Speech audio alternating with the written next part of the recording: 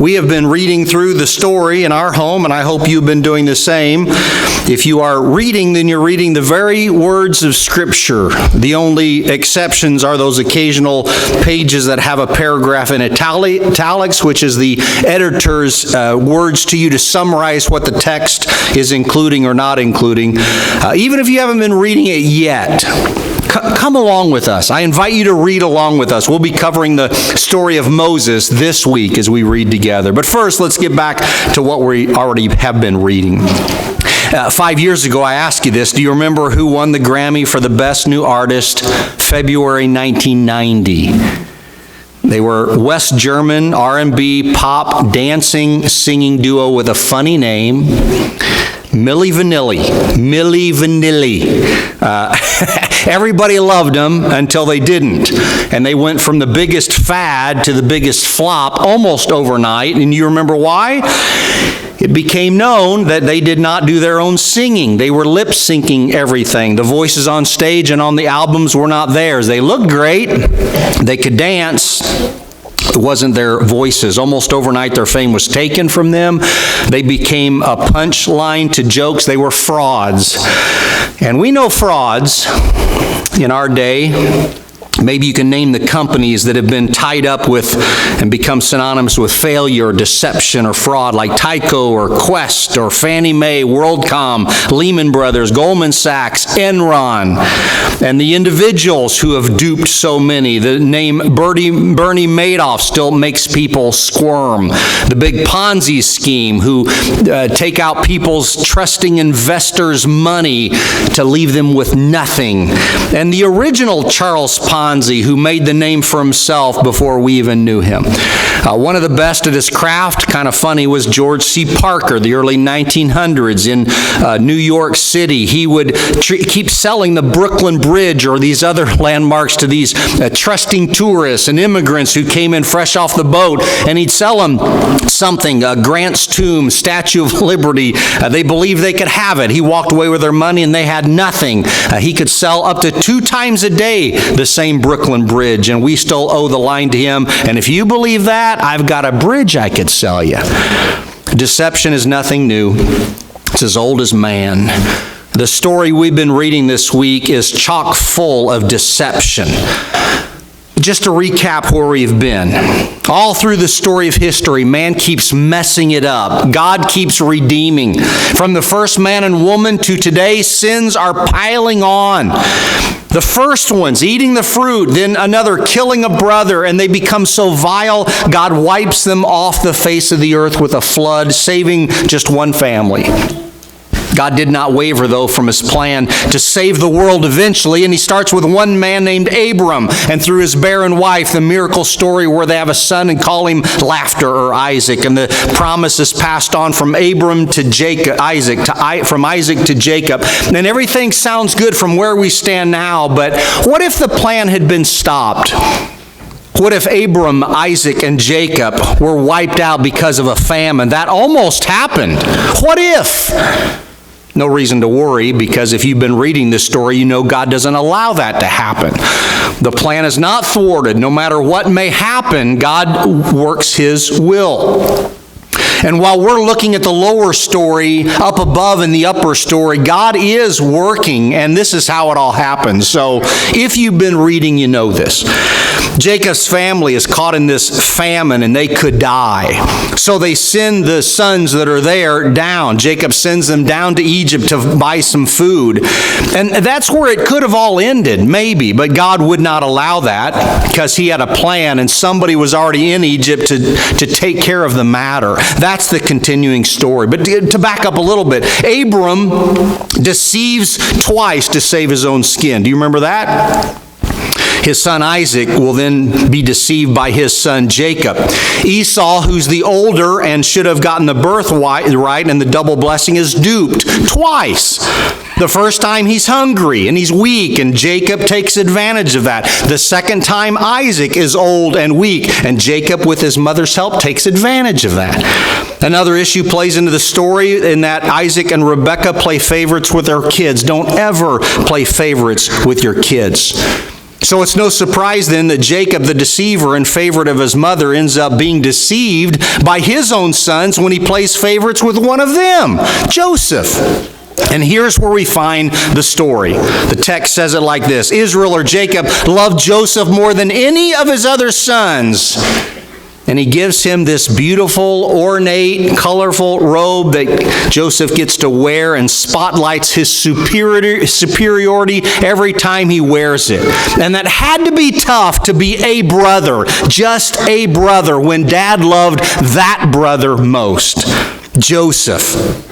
Already there had to be issues, some rivalry, because all of these kids come from 4 different moms. Same dad, but 4 moms. They might have had their squabbles, but all of them started agreeing on this: we hate Joseph. They couldn't find a good word to say about him. They were already ready for him to die.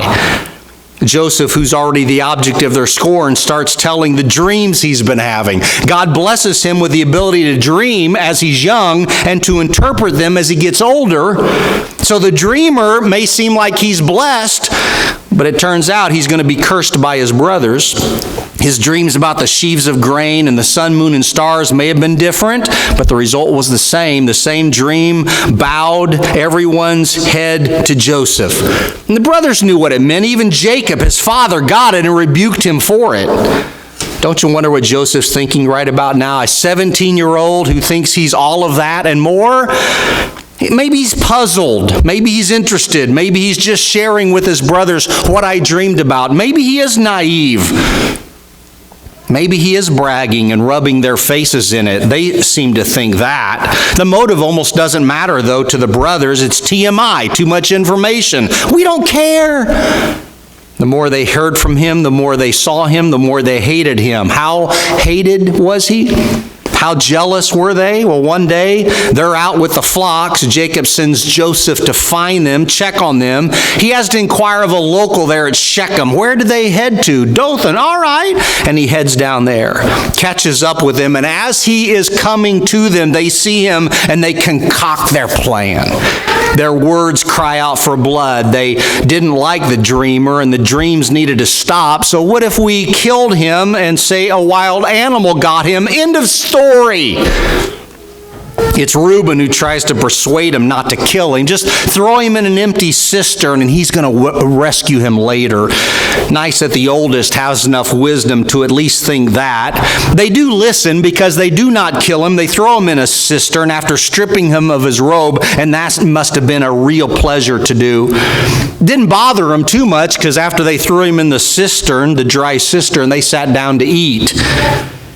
Here about the time comes a caravan of Ishmaelites traveling from Gilead to Egypt with their goods, and how convenient is that? They can get rid of Joseph and get paid for it. And it's interesting, isn't it? The great-grandsons of Abraham are about to sell one of their boys to the great-grandsons of Ishmael, all through Abraham. A family betrays family, sells him to more family. Judah's the one who puts the plan out there to sell him. They must have been talking for a while about how to kill him, what to do, and maybe this is a good alternative. At least they don't kill him, and God has his hand in this. The reason for not killing him, after all, he is our brother, our own flesh and blood. That's nice. But don't you wonder what Joseph's thinking right about now in the dry cistern alone? Do you think he's quiet and taking it? Do you think he is yelling for some justice? Is he begging for his life? What is he saying? What is he praying? Well, if you read the rest of the story, then you know. Later on, when the boys understand Joseph is still alive late in life, they say to themselves, "We saw how distressed he was when he pleaded with us for his life, but we would not listen." I assume Joseph is yelling from the bottom of the cistern, "Please be gracious to me." Joseph ends up in Egypt. God blesses him. He's sold to Potiphar. He ends up second in command under the man who is under Pharaoh. He learns and commands and holds authority. He's becoming very popular, very, very popular with one woman, in fact, Potiphar's wife. She constantly wags her finger, constantly entices him with these words, "Just come to bed with me. Just come to bed with me." Joseph is a strapping young man, good looking, and she sees it. She begs him, pleads with him, bats her eyes, I assume, tries to get him to bend and give in and take a little bit of the forbidden fruit.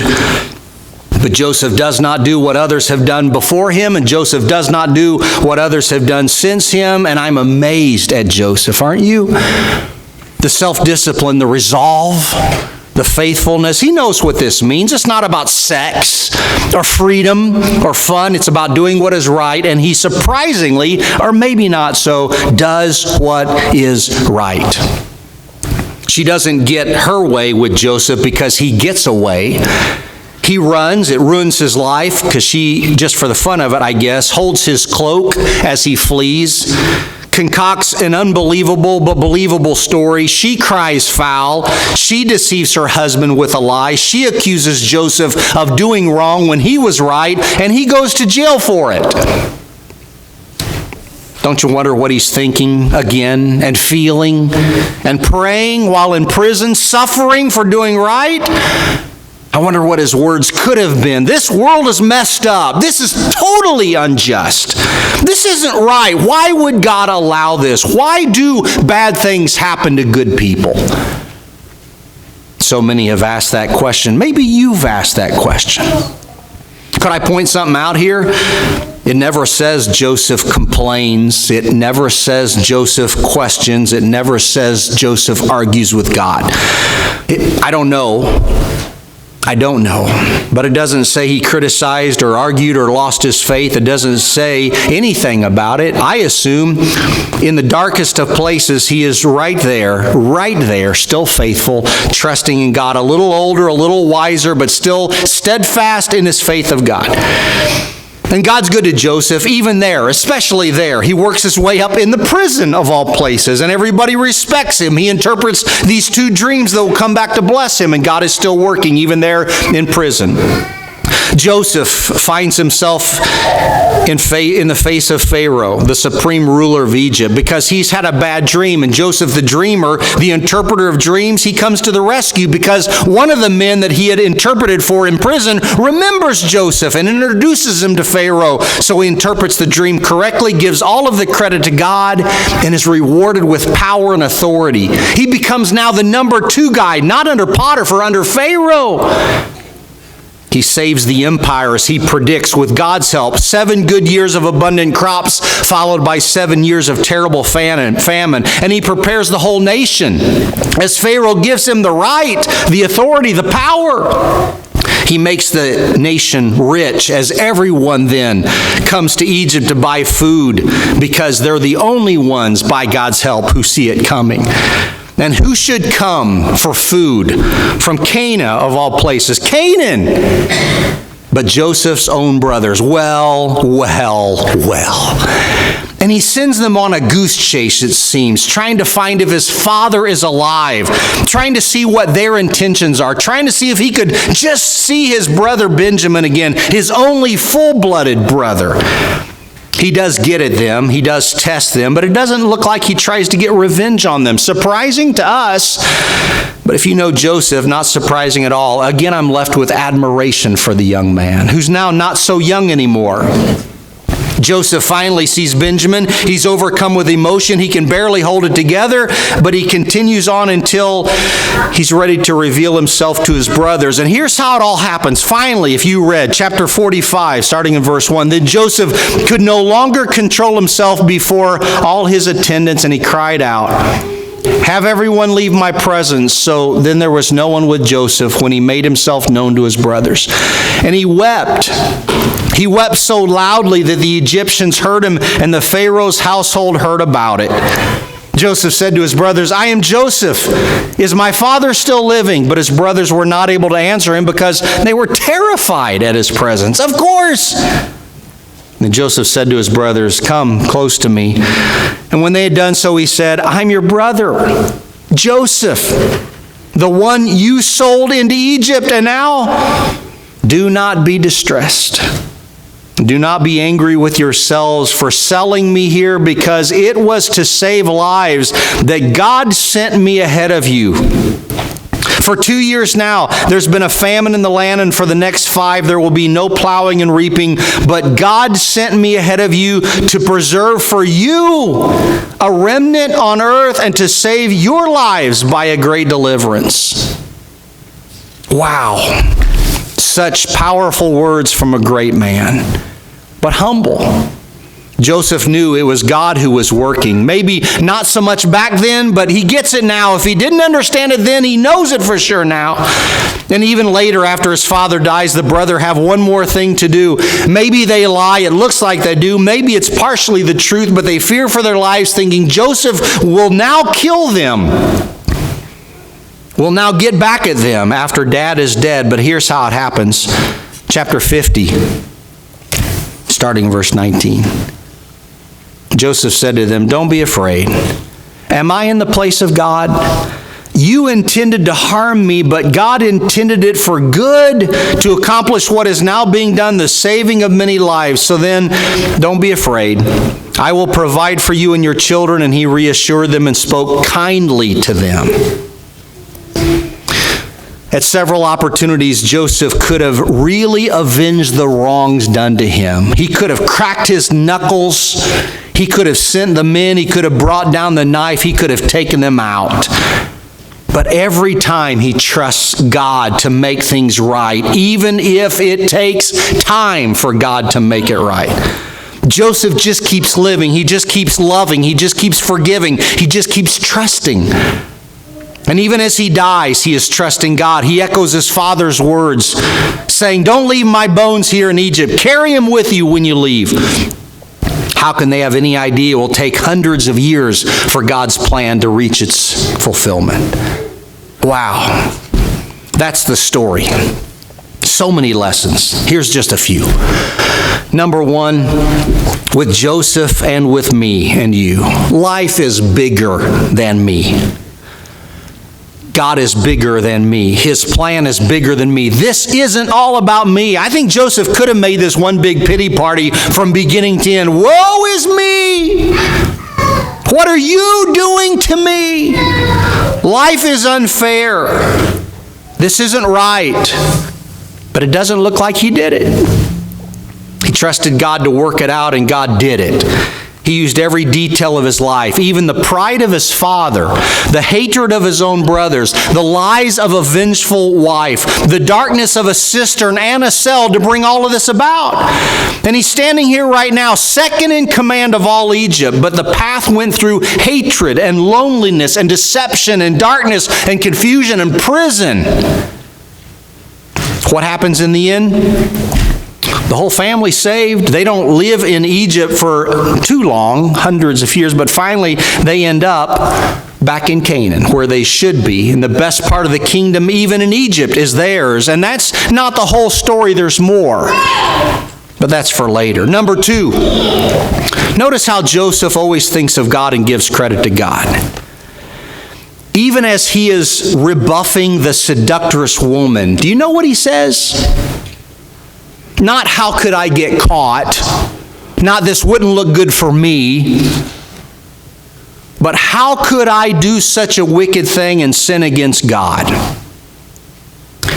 His reason for not sinning has nothing to do with him, but God. And how I wish we would all think of God first when we are tempted to sin. And let him be our reason not to sin and to be holy. Did you see how Joseph confessed to Pharaoh that he could not interpret dreams, but God could? What a humble guy. He could have been mean to his brothers and punished them, but he showed them kindness, as God does. Could have taken the credit for pulling himself out of all of these messes, but he gave glory to God every single time.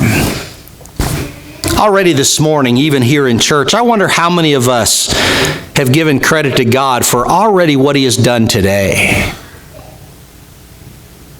Shouldn't we be recognizing what God is doing in our lives, giving him credit for every single thing, not for ourselves, not to us? And even when bad things happen, shouldn't we be talking more about what God is doing through all of it?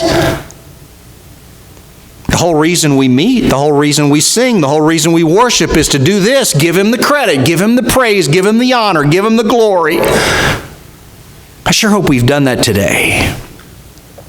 Number 3, injustice is terrible. When you see it happen, just like to Joseph, you want to scream to the heavens, "Foul! That's a foul!" And we'd like to take our case to God and say, "Why? It's not fair. It's too much. It's just too much. How could you allow one man to be done so wrong when all he did was right?" You can ask that about your own life too, and I probably can't answer your questions if you ask me. Hindsight's easier, but in the moment, don't ask me what God is doing right now. I may not be able to tell you, but there are lots of things I don't know, but I know this. God knows suffering. He knows injustice.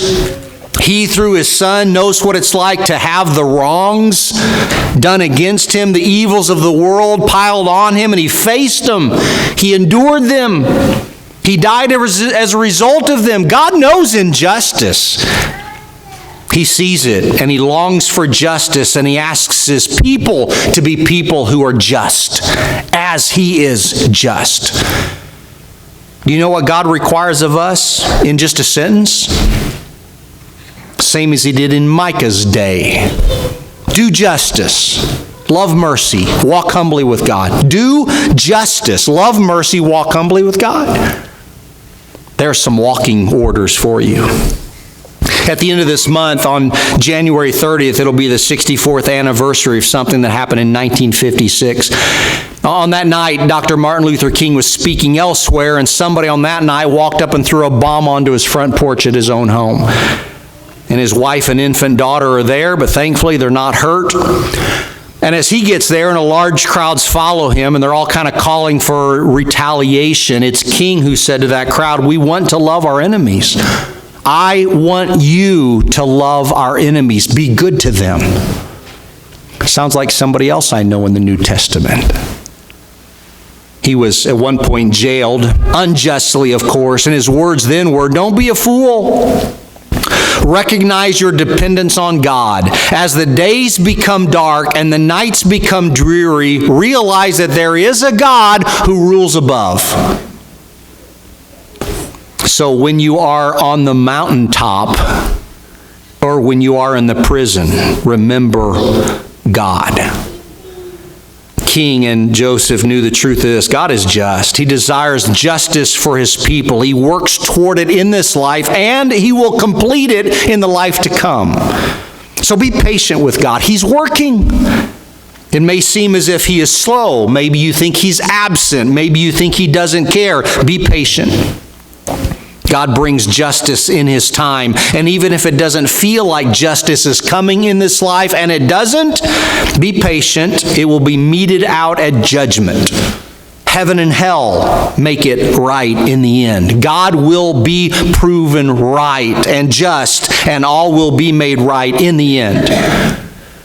So may we all have patience to endure the struggles of this life, faith to trust God who is working, strength to withstand the temptations that come so that we would buckle and lose faith and sin, and courage to live and give God the credit and honor for every single thing. Joseph's a great story. But Jesus is a better story. Joseph's story is powerful, but God's is more so. What He does, not Joseph, but God, through His Son at the cross, is incredible and unthinkable. He takes it all, and He takes it for us. And God could have blamed the world for the injustice. He could have become angry and bitter. He could have been vindictive and mean. He could have, with one word, blown off the whole face of the earth, just taken us out, but He didn't. God was kind and gracious and loving and forgiving, offering grace and salvation. So my question to you, do you know Him?